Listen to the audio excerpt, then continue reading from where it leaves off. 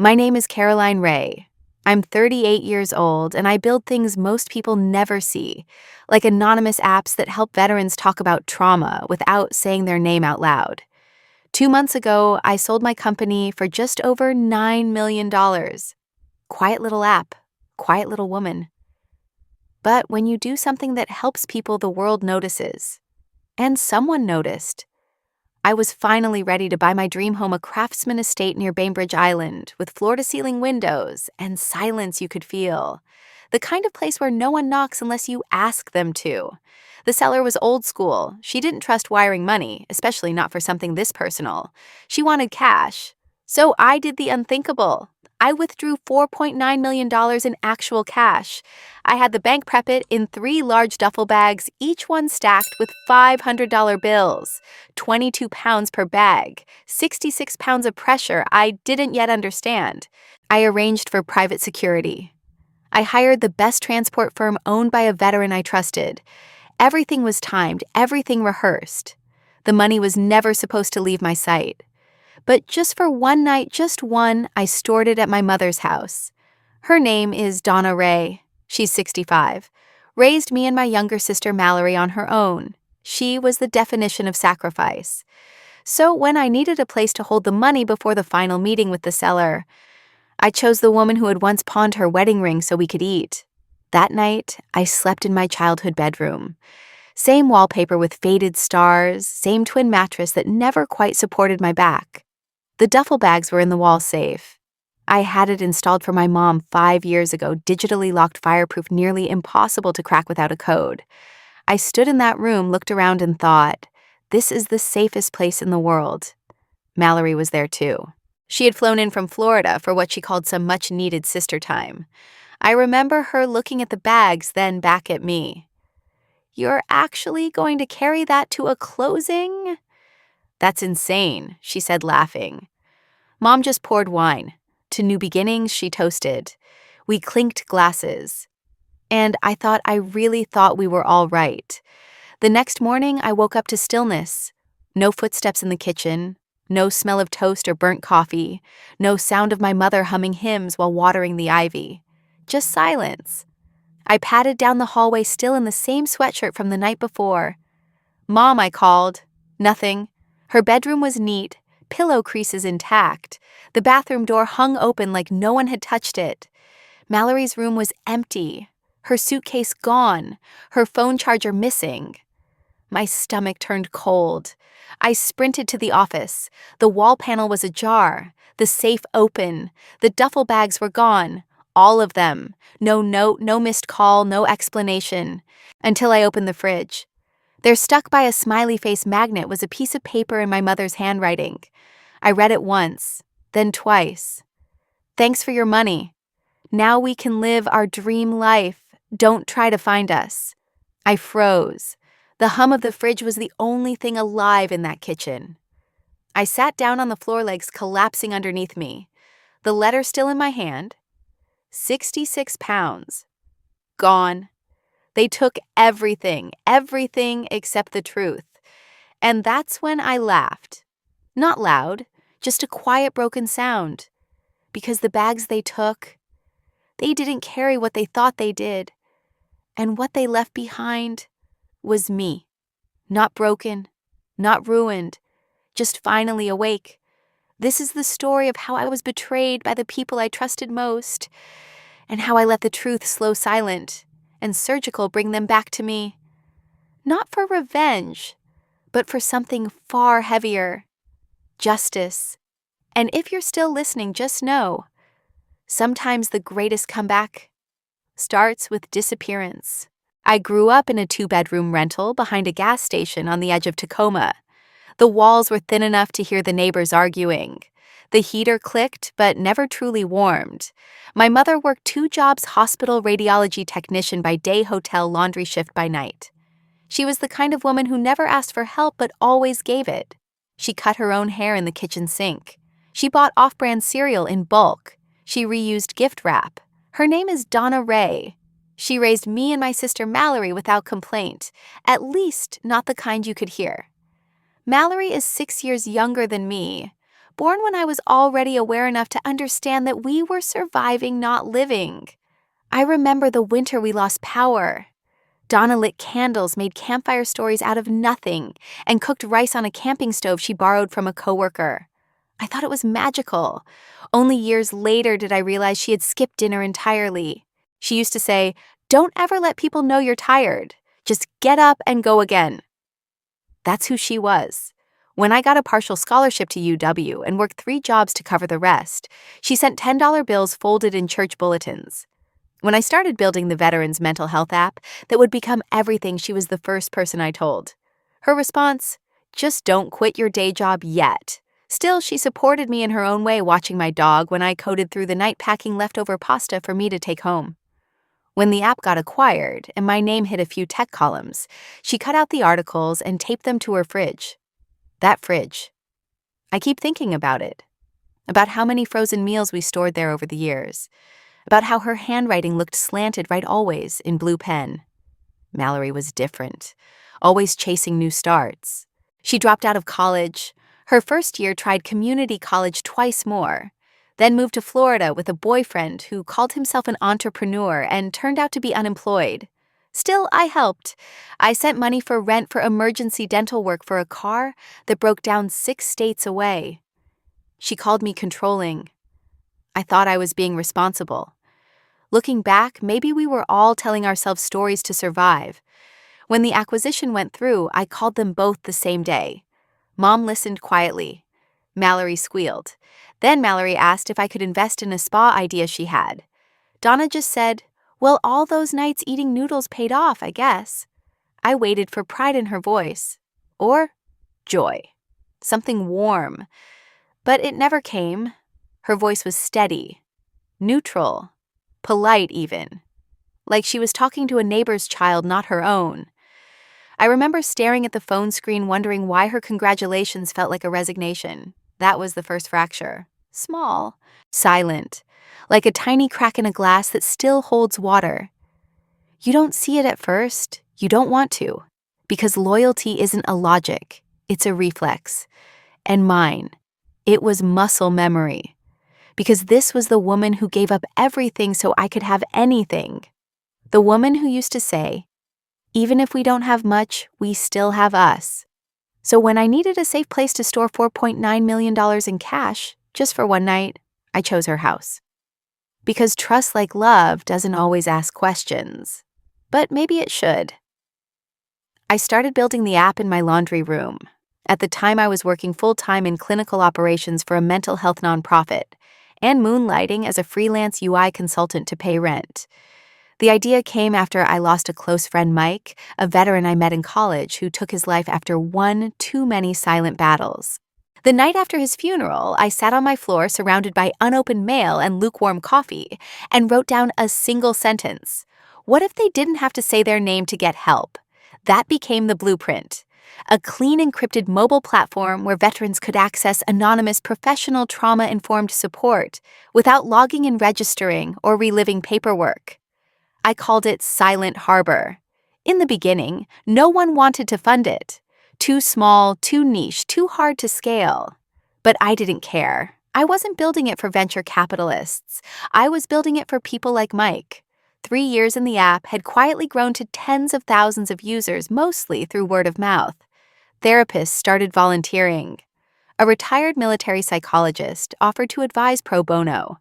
That's when a mid-size health tech firm approached me. They didn't want to change the app. They wanted to buy it, to help it grow integrated into VA systems and take it global. They offered a clean acquisition $9.4 million for the IP backend and architecture with my continued guidance for 12 months post-sale. I said yes, not for the money, for the reach. After the final paperwork was signed, I sat in my car and cried. Not from joy, more like release. I didn't buy a fancy car, didn't post anything online. But I did open a new tab on my browser and revisit a listing I'd saved 3 years ago. A house on Bainbridge Island. Wraparound porch, cedar beams, ocean in every window. It was listed at $7.2 million. I negotiated down to 6 point fair.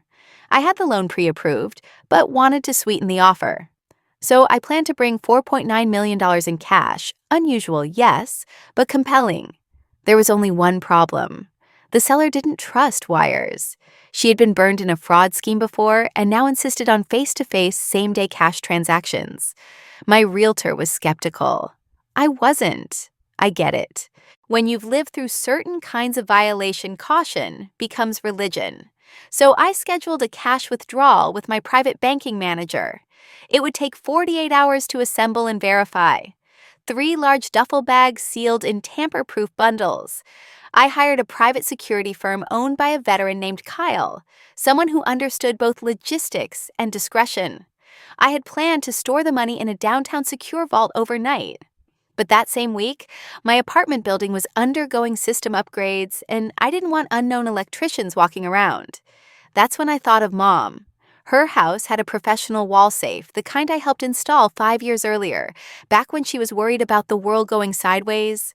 Steel-reinforced fingerprint lock hidden behind a false panel. She used it to store her will jewelry and occasionally old photos she didn't want to lose. So I called her, asked if I could stay the night. She said, of course. Mallory happened to be in town too. She said she'd extended her stay from a trip she took to visit a friend and was just crashing at Mom's for the week. That night we had red wine. I brought takeout from her favorite Thai place. Mallory leaned against the counter, swirling her glass. So how much is the house again? 6.4, I replied. And you're paying what half in cash? She asked. 4.9, I said, nodding. The rest through a lender. She whistled low. That's a lot of trust in paper. I laughed. Yeah, but it's only for a night. Then she asked something that in hindsight should have stuck. Does the safe have cameras, like recording the hallway or something? I looked at her puzzled. No. Why? She shrugged. Just wondering how secure it really is. I didn't answer. Instead, I raised my glass and said, "To beginnings." They both clinked, smiled, and I really thought love was enough. That night, I fell asleep feeling grateful. Grateful for my mother, for my sister, for the strange symmetry of keeping what I'd built safe in the place I came from. But love, I've learned, has a price, and sometimes you don't know the cost until morning. That night felt different. Not strange enough to make me worry, but off. Just slightly off. The house was quiet, in that kind of heavy way you only notice when you stop filling it with conversation. I'd brought over dinner green curry and pad see ew from a place we used to love. The smell should have made it feel like home. But even then, I noticed Mallory wasn't really eating, just picking at the noodles, sipping her wine slowly, eyes flicking back and forth between the hallway and me. The bags were in the safe, locked, tucked behind the bookcase in the office. I had checked them 3 times before dinner, more out of habit than anxiety. Or maybe both.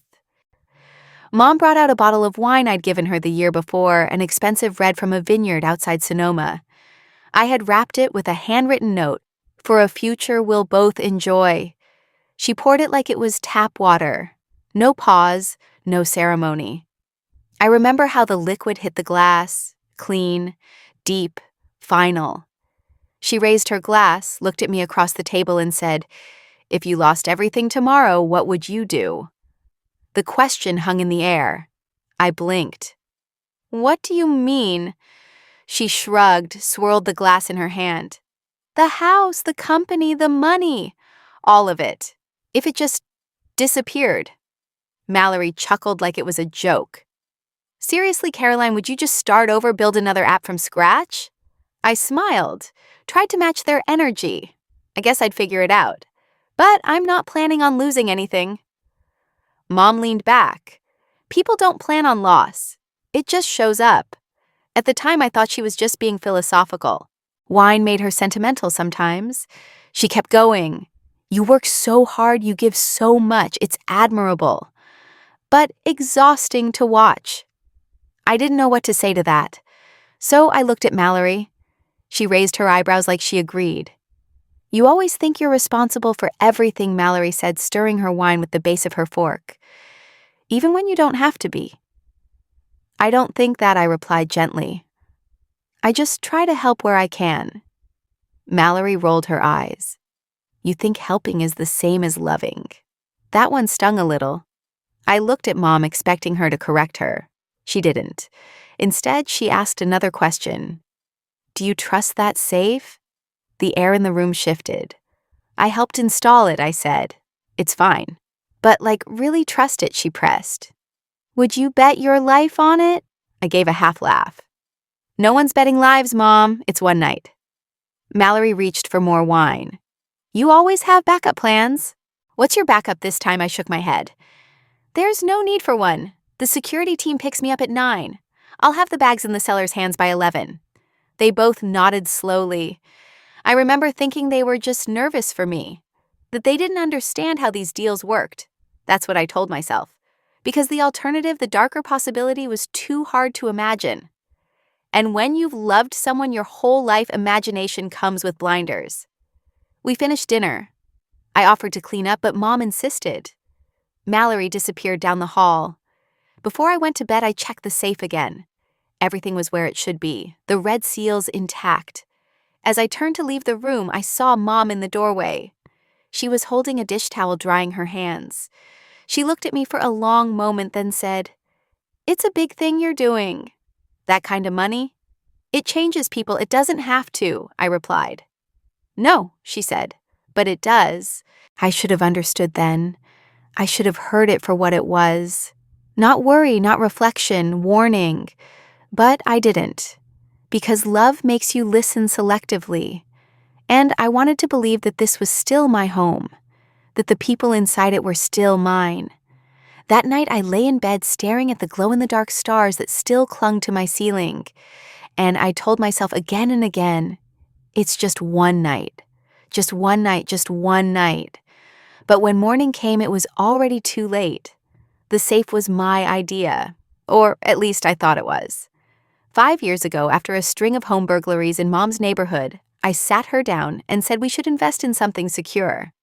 Not because she had much to protect back then, just some jewelry, important documents, a few family photos, but because she kept everything in a plastic filing box under her bed, and I worried what would happen if the house ever caught fire. At first she brushed it off. What do I have that anyone would want? She asked. I told her it wasn't about want. It was about peace of mind. 2 weeks later, she called me at work and said, All right, let's do it. I researched the best options, got a contractor I trusted, and oversaw the installation myself. We chose a recessed wall unit, fireproof, waterproof combination, and biometric access, with a sliding bookshelf panel to conceal it. Mom loved that part. Said it made her feel like she was living in a mystery novel. While the contractor drilled into the studs, she stood beside me with her arms crossed, watching every move. I want a place to put what matters, she said. I glanced at her. Like what? She didn't answer right away. Then finally, the things I'd rather not lose. Not again. I didn't ask what she meant by again.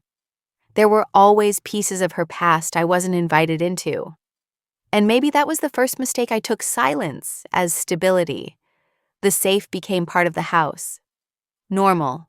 Background. She used it to store her Wilson heirloom rings from her mother and a stack of letters from her younger days.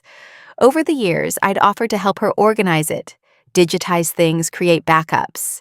But she always declined. It's not about convenience, she said. It's about having something solid. Something that stays put. I thought it was a good metaphor for our relationship. Now I'm not so sure. The last time I opened that safe before the night everything unraveled was about a year ago. I was visiting for Christmas, and she wanted me to check that the lock was still working properly. I remember kneeling in front of it, typing in the code, and watching the heavy door click open. It still works, I said, but as I reached in to retrieve a document she asked for, she stopped me. Let me, she said quickly. You always mess up the way I organize it. I stepped back. Then she added almost too casually. You know, I should really reset the code. I keep forgetting who knows it. I laughed. Just you and me, Mom.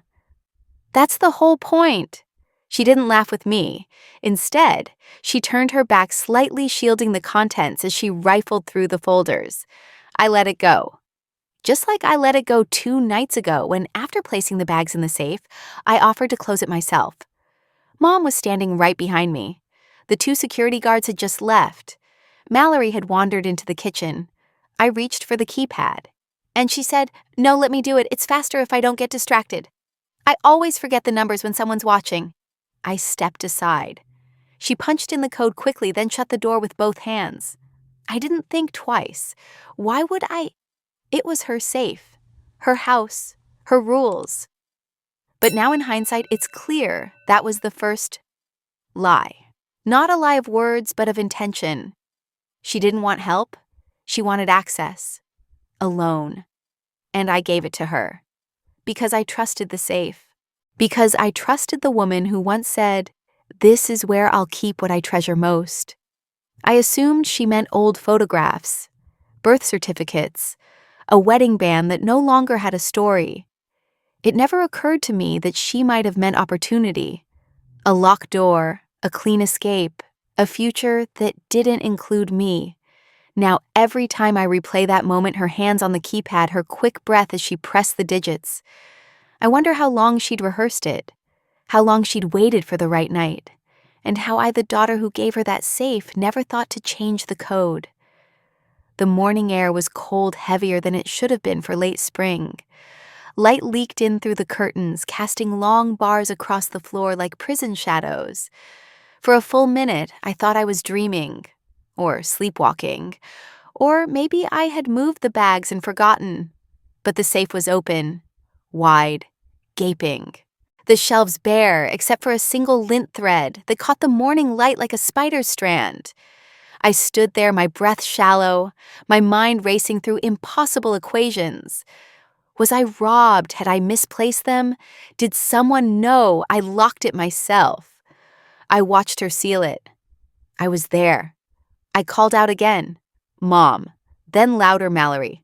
Nothing. I moved room to room, checking every door, every cabinet. Mallory's room was stripped down bed, made no suitcase. The bathroom light was off. Even the towels were gone. The kitchen table had one thing on it, the wine glass from last night still stained at the rim. I went to the fridge without thinking. Opened it. That's where I saw the note. Blue ink, slanted handwriting, folded once and stuck under the smiling magnet that held our grocery list. "Thanks for your money. Now we can live our dream life. Don't try to find us." I read it once, then again, and I felt my knees give. I sat on the tile floor in complete silence, the letter still open in my hand. Not because I didn't understand, but because I did. I pulled out my phone and, without thinking, dialed the number I knew better than my own. Daniel. We hadn't dated in almost 2 years, but we stayed in touch. He had served as a Navy cryptographer before going into cybersecurity. When I started building Silent Harbor, he was the one who helped me design the encryption protocols. The moment he answered, I broke. "They're gone," I said.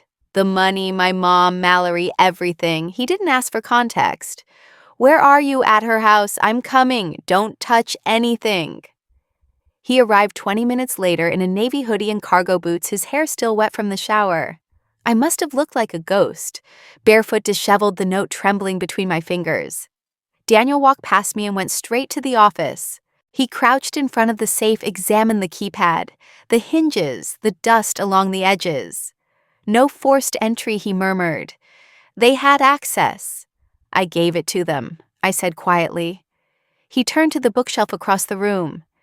"You said you had security cameras, too. One by the front door, one inside this room.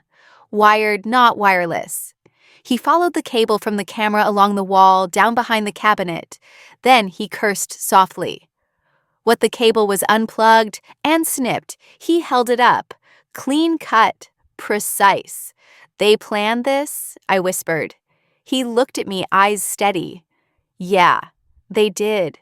I sat at the dining table while he connected my laptop to the home network to retrieve anything cached from the system. But the drive was wiped. No footage, no signal, only silence. I checked my mom's call log from the family tablet she sometimes forgot to lock. Her last 2 calls were at 3:04 a.m. One was to a number I didn't recognize. The other was international Belize. Daniel saw it too. He leaned back, crossed his arms. That's where they're headed. How do you know? He didn't answer right away. Then he said, because it's what I do. No extradition treaty. Easy cash economy. American friendly. I stared at the screen, my fingers numb. I thought of her voice the night before. If you lost everything tomorrow, what would you do? Now I knew what she meant. She wasn't asking, she was preparing me. Daniel put a hand on my shoulder. You need to call someone. This is serious. I already did, I said. Before the withdrawal. I had a bad feeling. He looked at me sharply. What do you mean? I called Gregory Shaw, my attorney, and I called someone else too. Who I met his eyes? Agent Lida Nguyen, Fraud Division. This isn't over. And for the first time that morning, just briefly, I wasn't afraid. I was awake. 5 days before the safe was emptied, I had a conversation that changed everything. It wasn't long, and I never planned to tell anyone. Not Daniel, not Mallory, not even my own mother. But today, that silence ends. It was a Tuesday afternoon when I walked into Gregory Shaw's office, the same lawyer who handled Silent Harbor's acquisition. He was the kind of man who spoke in legalese, even when ordering coffee. But he was sharp, trusted, and more importantly, he owed me a favor. I want you to coordinate a swap, I said, placing a sealed duffel on his desk. He didn't blink. What kind of swap cash? $4.9 million. I want it replaced with prop money, movie-grade replicas, the kind that passes a glance but not a scanner. His brow furrowed. Why? I looked him in the eye. Because I don't trust my family. And I need to know just how far they'll go if they think it's real. He leaned back slowly. You're testing them. No, I said. I'm giving them a choice. Gregory didn't like the ethics of it.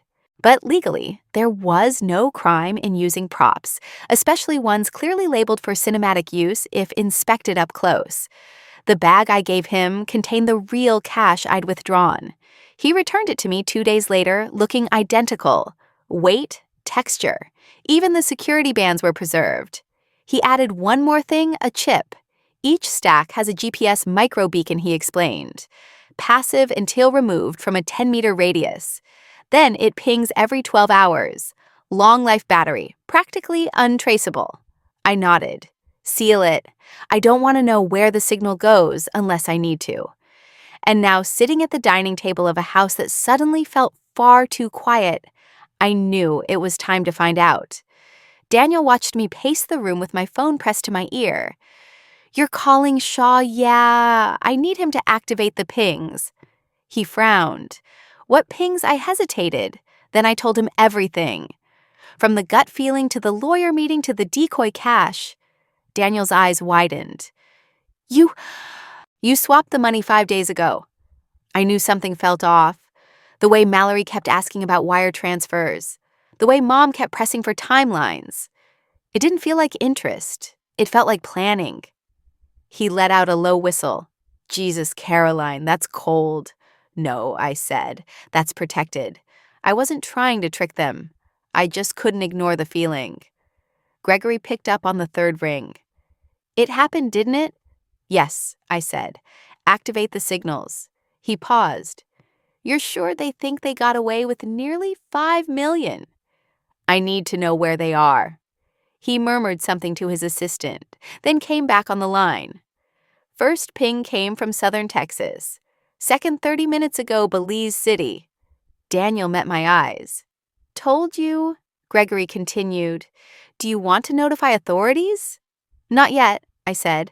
I need a bit more time. Just monitor it. Understood. When I hung up, Daniel was still watching me. So what now? I don't know, I admitted. Part of me wants to confront them. Tell them I knew, that they failed. He shook his head. That's not you. You don't play revenge. No, I said softly, but I do play fair. That night I sat on the porch holding the now empty bag in my lap. Not because I missed the money, but because I needed to remember what it symbolized: trust. It wasn't real money in that safe, but the betrayal was real. And yet, for the first time since it all happened, I didn't feel violated. I felt validated. Because what I suspected they confirmed, and what I feared they chose. Theft isn't always about what's taken. Sometimes it's about what's revealed. They saw opportunity. I saw their truth. And now I had mine. It wasn't real loss, just real clarity. I didn't call the press. I didn't blast their names across social media. And I didn't throw a tantrum in a courtroom for the world to witness.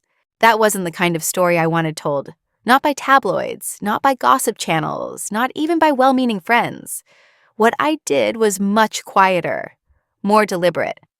I picked up the phone and dialed a number I hadn't used in over a year. Ray came the voice, sharp and familiar. "Didn't expect to hear from you. Lita," I said. "I need help. Not as a favor, as a lead." Special Agent Lita Nguyen had been part of a task force on international veteran fraud, the same one my company had helped a few years back. I wasn't law enforcement, but I'd written software that helped them track fraudulent benefits claims and retirement scams targeting former service members. Lita had always respected my insight, and she always returned my calls. I told her everything, every detail, from the fake money to the GPS chips, from the late-night phone call to Belize to the cut camera cords. When I was done, there was silence on the line. "You're telling me your mother and sister stole what they thought was real cash and moved it across international borders?" she asked. "Yes. And the funds technically weren't real, but they believed they were." "Exactly." I could almost hear her brain shifting gears. "Caroline, that's not theft. That's conspiracy to commit financial fraud and attempted international laundering." "I know. You want to press charges?" "No," I said. "I want the truth documented. Legally, I want a case, not a vendetta." Another pause. Then, "We'll need everything. Photos of the money bundles, GPS logs, phone records, and their last known addresses. You'll have it all by tomorrow." "And what do you want in return?" I hesitated. "I want to know where they are. And I want to know what they do with what they think they stole." Lita didn't need convincing. She knew the kind of people who smiled as they lied. She'd interviewed hundreds, thousands. But this hit differently. A daughter betrayed, a system manipulated, and a victim who wasn't interested in revenge, just resolution. Within 24 hours, she assembled a small forensic team. They began tracing Mallory's and Donna's digital footprints, travel records, credit card authorizations, IP addresses from logged-in devices. The GPS data gave us the first clue the bag had pinged from a marina near Belize City.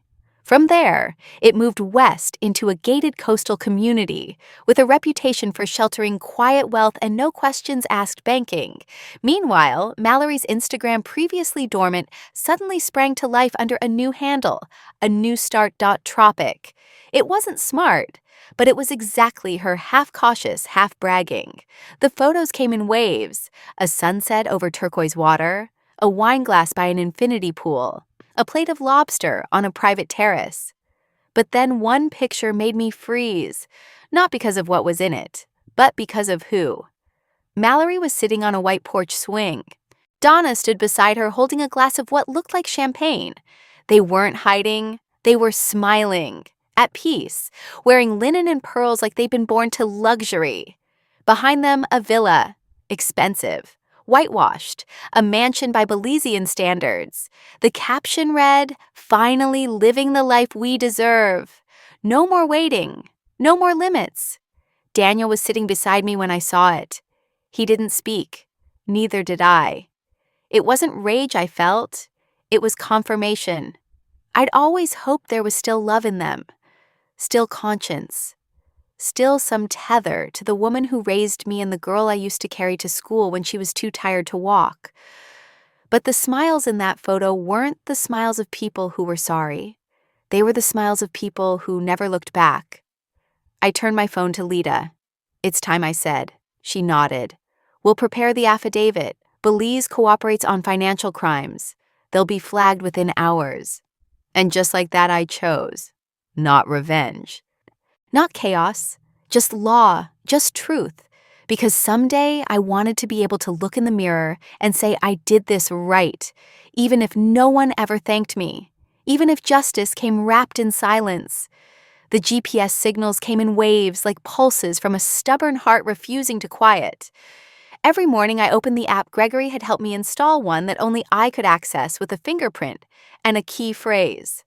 Day 1, Belize. The signal rested in a villa for 2 nights near a cliffside resort. Donna and Mallory didn't post any more photos, but Lita confirmed large cash transactions had occurred nearby, mostly in boutiques catering to wealthy tourists. A silk scarf from Saint Laurent, 2 prepaid SIM cards, and a bottle of wine priced higher than most people's rent. Day 3, the bag moved. It appeared in Panama City next. Not the beachside parts. No, it was deeper in the financial district. There, our records showed a luxury watch boutique processed a cash sale receipt, matched to a rare model of Patek Philippe.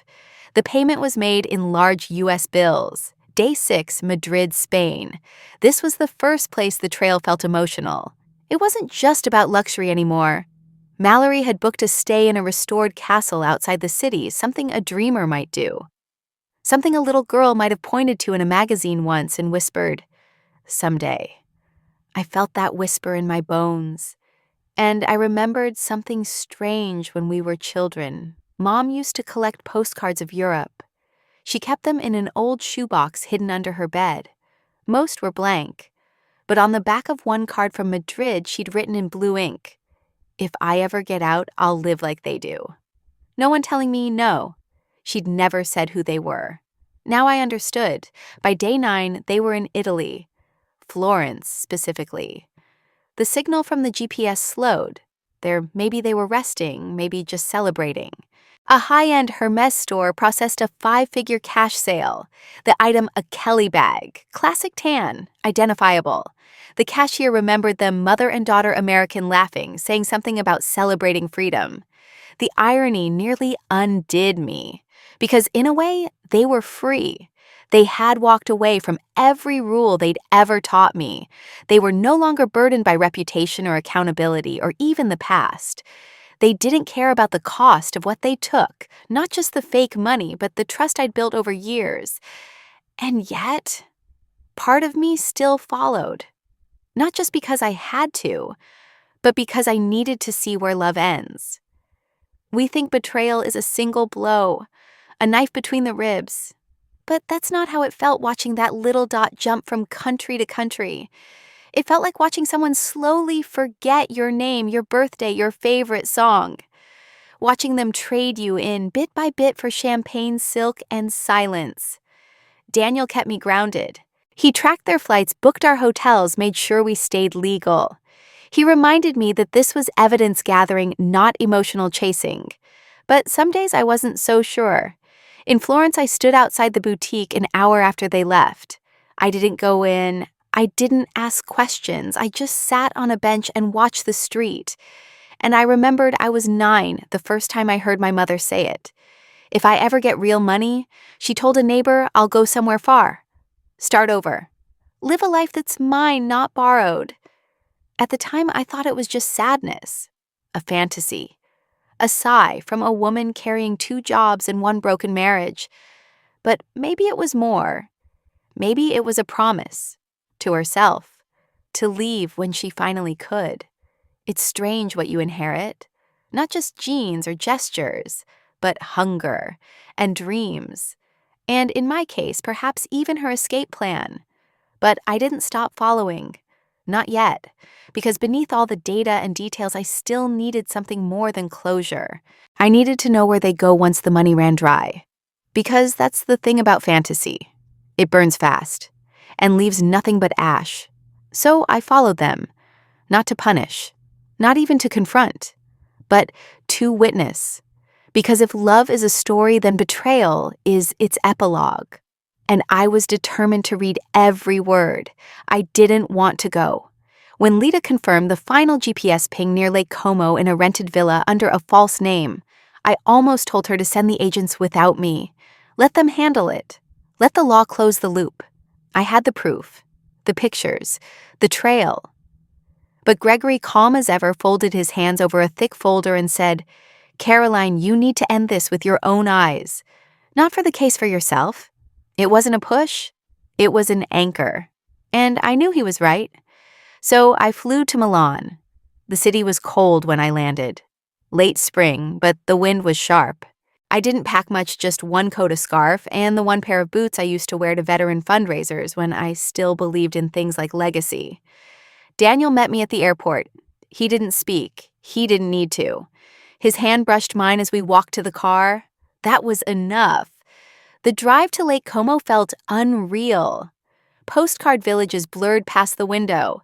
I kept thinking of the shoebox again, Mom's stash of European postcards hidden beneath her bed like buried treasure. One of them was from Como.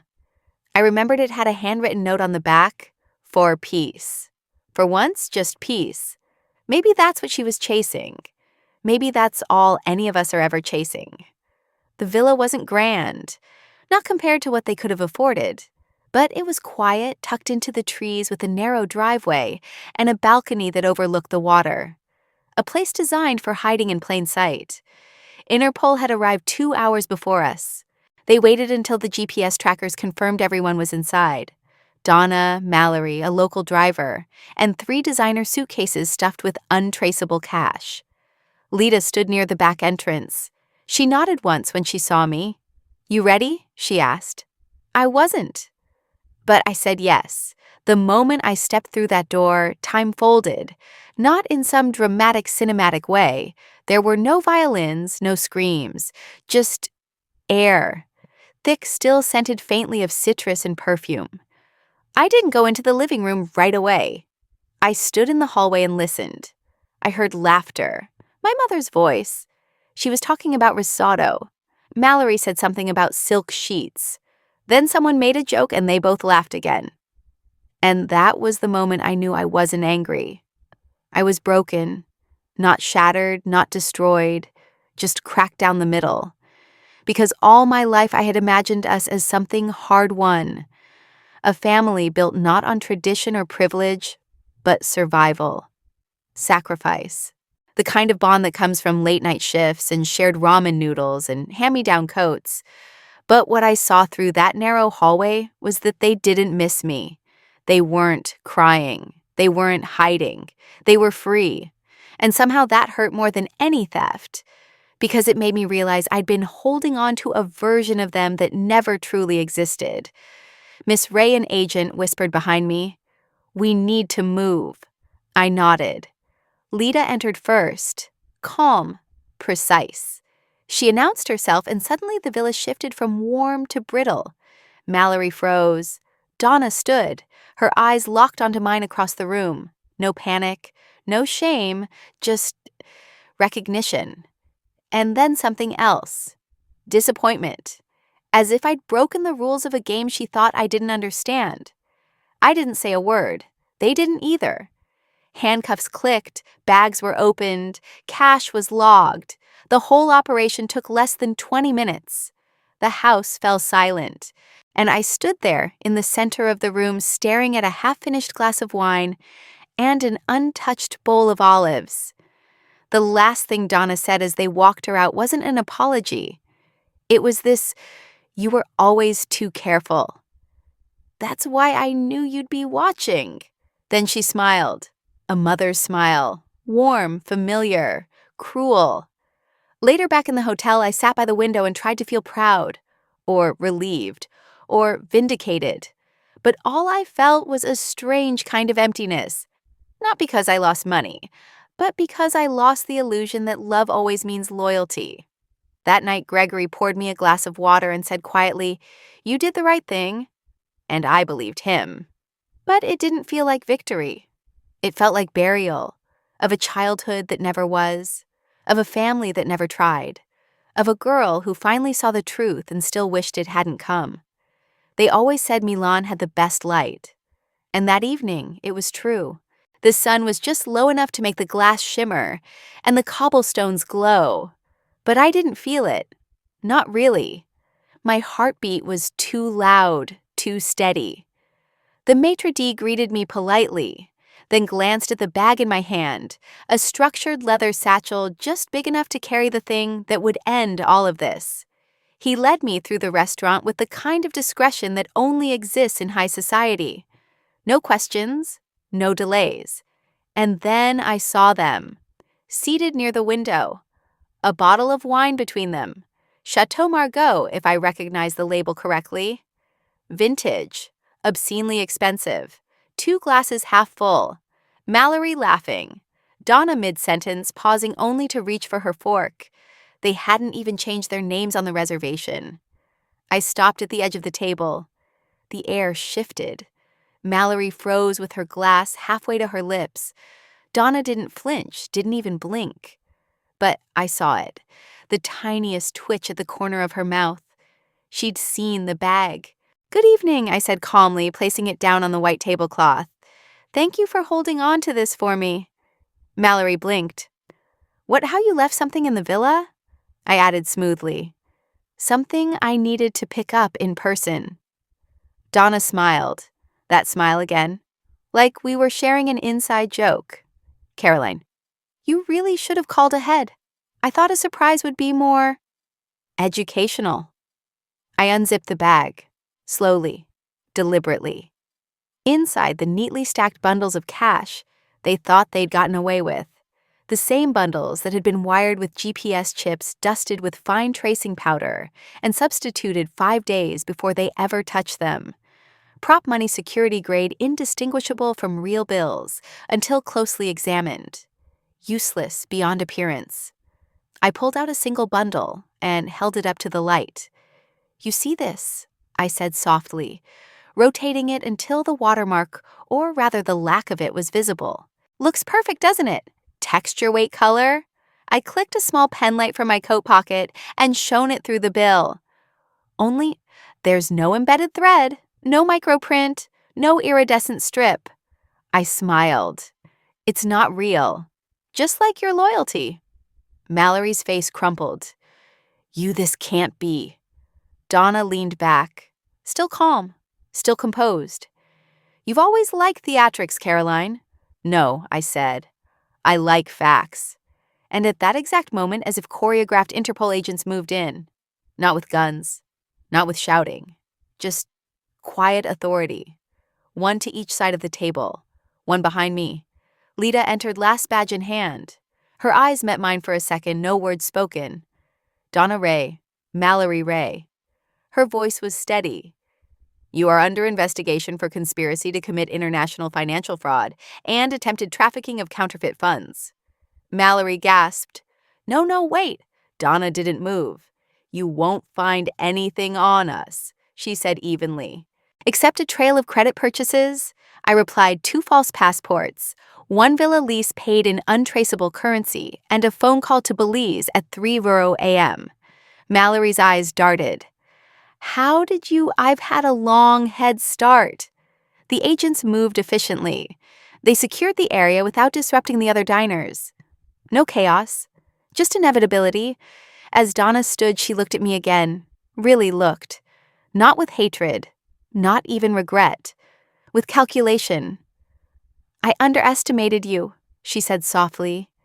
I met her gaze. A lot of people do, but they don't make the same mistake twice. Mallory started to cry. I didn't flinch. The agents led them away through the back exit into waiting cars. The bottle of Chateau Margaux still stood on the table, red and untouched. I stood there for another moment, breathing in the remnants of the scene.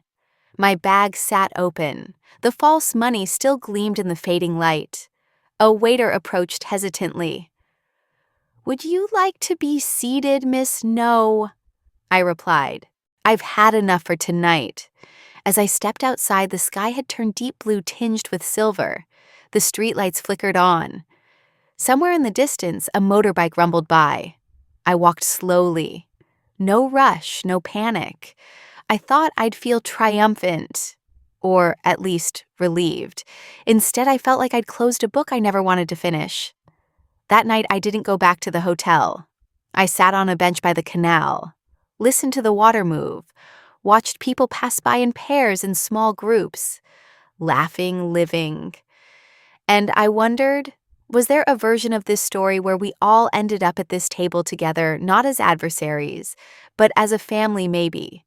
But that would have required something they never offered: truth. And now the truth was mine alone. Not pretty, not painless, but real. And finally, that was enough. Back in Milan, the aftermath moved too quickly for my heart to catch up. I wasn't in the room when it happened, but I saw the moment Donna broke. Interpol had taken us in separately. Through a one-way mirror, I watched her sit stiffly for the first few minutes. Then, with no one to perform for, she folded in on herself like an old coat losing its shape.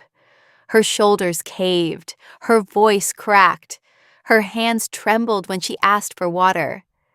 This wasn't the woman who raised me. It was someone smaller, deflated, stripped of control. And still, I couldn't feel sorry. Just quiet. Mallory's interrogation came after. She didn't scream or sob, but her voice had gone flat empty. Her eyes were rimmed red, and when she finally spoke, it came out without punctuation. "It wasn't my idea," she said. "Mom planned everything. She said Caroline wouldn't miss it. She said it was just cash, not her company, not her life." I wanted to feel betrayed. I didn't. I just felt tired. The next morning, Agent Lita Nguyen sat down beside me with a notepad and a folder. She asked whether I wanted to file formal charges for theft, for criminal conspiracy, for defrauding an international banking system. Gregory Shaw, my lawyer, walked me through the implications of each. I could stack the charges if I wanted to, add weight to the sentence, give the press a headline, get justice. But I didn't come this far to bury them. I came to draw a line. I declined to file for theft. Instead, I allowed the case to proceed, based only on the international fraud charges, the transport of counterfeit currency across national borders. The irony, of course, was that the money wasn't real. But in the eyes of the law, what mattered was that they believed it was. They had moved it knowingly. That was enough. In the weeks that followed, the court moved swiftly. Donna was found guilty of conspiracy to commit financial fraud and of transporting suspected counterfeit funds internationally. Her sentence, 18 months in a low-security facility. No eligibility for early release. The judge was firm, almost cold. Mallory received 9 months plus probation. Her cooperation and perhaps the visible cracks in her resolve earned her a degree of mercy. I didn't attend their sentencing. Gregory handled it.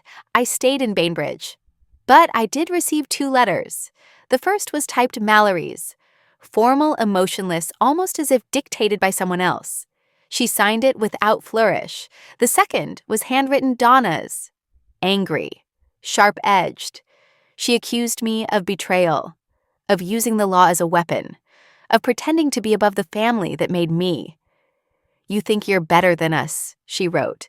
"You think this is justice. It's just revenge." I read the letter twice. Then I folded it and placed it in a drawer I no longer opened. Because that's when I knew they didn't understand. Not really. This was never about revenge. It was about recovery. About not letting other people's choices dictate the weight I carried. For too long, I had rewritten my own history, trying to make sense of their betrayal, trying to salvage some version of love that could survive. But the truth was simpler than that. They weren't villains, just people who mistook love for leverage, who thought kindness was a currency you could flip, who believed that because I had once given freely, I'd always be too soft to stop them. And maybe for a while they were right. But not anymore. I bought a one-way ticket home. Not to move in, just to stand on the porch of the house I almost lost. Just to let the wind on Bainbridge Island wash through me like a tide. I finally stopped fighting. The house stood still, unchanged. But I had changed. The safe in the hallway didn't scare me anymore. It didn't mock me or whisper what I'd lost. It just sat there, metal empty, quiet. And I realized something else. Justice isn't always about punishment. Sometimes justice is simply not carrying them with you anymore. They had made their choices. And now, I was free to make mine. I didn't tell anyone when I bought the house back. No press, no posts, no triumphant return. Just a quiet wire transfer and a set of keys waiting in an envelope with my name. The house on Bainbridge Island had once been a dream. Then, for a while, a reminder of everything I'd almost lost. Now, it was something else, entirely a place to start again. I moved in on a rainy morning. No fanfare. Just the gentle thud of boxes being set down and the smell of cedar still clinging to the walls. The air held a hush, as if the house had been waiting not impatiently, but faithfully. I didn't change much. I kept the kitchen tile, the old brass doorknobs, even the soft crooked line in the floorboards where the hallway dipped near the back window. But I did change one room. The smallest bedroom upstairs, barely more than a nook, had once been intended as a guest space. I cleared it out and painted the walls soft green. Not vibrant or sharp, but the muted hue of sea glass and sage, the color of something trying to heal. I filled the shelves with books I loved. I added cushions, a low round table, a warm lamp that glowed like evening light. It wasn't much, but it was enough. And then I sent an email, then another, and another. It started small 5 women at first, then 7, then 12. Every Thursday night, that green room filled with quiet voices and loud laughter. The group had no official name, no rules, no formal structure. Just one shared truth: we were all women who had been betrayed by those who were supposed to love us. One had been disowned by her father for refusing to sign away property rights. Another's brother stole her portion of the family business. One woman's daughter had convinced her to co-sign a loan, then vanished. Another had been left out of her mother's will, not by mistake, but by design. We didn't sit in a circle and cry. We didn't chant affirmations or try to fix each other. What we did was simpler. We showed up. We talked. We drank tea. We held silence when someone needed it. Sometimes the only thing we gave one another was permission to grieve, to rage, to let go, to not have an answer. And sometimes we just sat, together, breathing in the soft green of the walls, the comfort of not having to explain ourselves. I never claimed to be a therapist. I wasn't trained in trauma care. I had no credentials. All I had was a room painted soft green, and a heart that had cracked open in all the ways betrayal makes possible. Sometimes that's enough. The house grew with us. The kitchen counters were scattered with mugs and half-empty honey jars on Thursdays. The porch light stayed on late. There were shoes by the door in all sizes: boots, sandals, heels, bare feet. We filled the space not with noise, but with presence.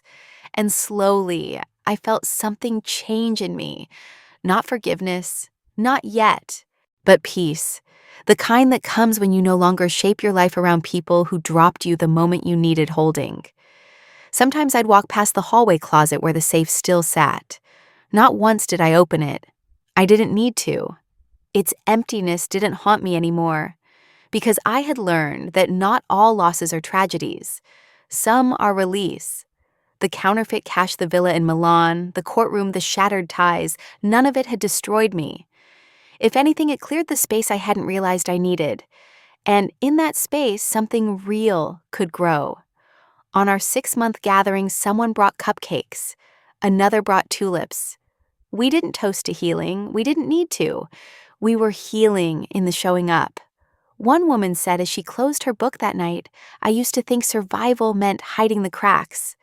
Now I know it means letting light through them." We all nodded, because that was the truth, wasn't it? We were women with fractured pasts, but still standing. Always still standing. I used to believe they had taken everything from me. The money, the trust, the innocence of thinking family meant unconditional love. But now, sitting on my front porch, watching the last golden traces of the sun stretch across the water, I realized they didn't take my wealth. They took my belief in it. And that was the gift in disguise, because what I lost wasn't real. But what I rebuilt, what I earned back, was mine. Solid, quiet, unshakable. I think about that night often, the one where I first felt the crack in our foundation. When Mom asked over a glass of wine, I had given her what I would do if I lost everything the next day. I'd laughed, brushed it off, thought she was being morbid or nostalgic. I should have listened to the weight in her voice. Or maybe to the absence of something. She didn't say, "We'll be okay." She didn't say, "I'm proud of you." She said nothing at all. And I was too busy wanting to share good news. Too eager to believe that some roots could never rot. That's the thing with betrayal. It never announces itself. It comes wrapped in familiarity. It knows your favorite songs and how you like your tea. It wears your mother's perfume and your sister's laugh. And when it comes, it doesn't knock. It uses the key you gave it. Still, I don't hate them. I did, for a time. That thick, hot kind of hate that clings to your ribs and steals your sleep. But it passed like a fever breaking. And what remained wasn't bitterness. It was clarity. Mallory wrote to me once from the detention center. One paragraph. She said she didn't understand how I could sit across from them at that restaurant and not scream. She said she would have screamed. I never replied.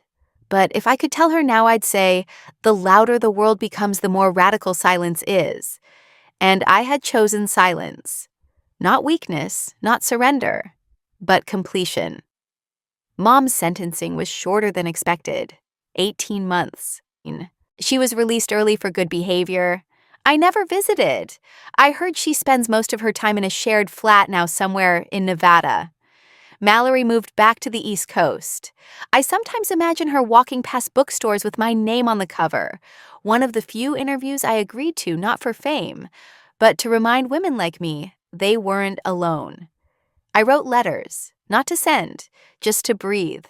There's one letter I still keep folded in a wooden box, locked with no key. A letter to my mother. It reads, "Mom, I've replayed everything. The night you asked that question, the day I installed the safe, the way your eyes changed when I told you about the house. You weren't proud. You were planning. And that hurts more than anything. But here's the thing I understand. You worked 2 jobs. You raised us alone. You sacrificed everything, and I'm sure somewhere along the way, resentment curdled into hunger. A hunger to live finely not for others, but for yourself. But you could have told me. You didn't have to steal. Would you have chosen differently if you knew I'd survive it because I did? I survived, and I built something stronger in its place. I never signed it. Some letters are written not to be mailed, but to be closed. And in sealing that envelope, I think I sealed the part of me that still needed her approval. Now I seek something else entirely. These days, I sit with women who know that pain, who've tasted the ash of betrayal and still choose to rise. In our green room, we pass tea and books and stories like heirlooms. We laugh more than we cry. And that's how I know I'm healing. Not because I forgave, not because I forgot, but because I chose not to carry it forward. My wealth is not in accounts. It's not in real estate or titles or any resume bullet point. It's in the room I created, the peace I protect, the story I now own fully without shame. Because when I stood in that restaurant and told my mother, "Thank you for keeping the bag safe," I wasn't mocking her. I was saying goodbye. Goodbye to the old version of me, the one who needed to be loved blindly. Goodbye to the illusion that blood guarantees loyalty. And hello to something quieter, stronger, truer. A life where trust is earned, not assumed. Where silence is respected. Where love is not demanded, but given freely. And only to those who've proven they'll hold it with care. So, no, they didn't take everything from me. They just took the part of me that thought they never would. And in its place, I found someone I didn't know I was becoming. Whole, grounded, and no longer afraid to lose what was never mine to begin with. Before we say goodbye, we'd love to know, where are you watching from? Is it a quiet morning with a warm cup of coffee, or a late night where stories like this keep you company? Let us know in the comments. We read everyone with gratitude. And if this story touched your heart, please consider subscribing to the channel, not just to hear more stories like this, but to be part of a community that still believes in kindness, healing, and second chances. Thank you for spending your time with us today. Wherever you are, we hope you carry this story with you. And remember, sometimes the miracle doesn't knock on your door. It waits quietly until you're ready to open your heart. Take care, and we'll see you in the next story.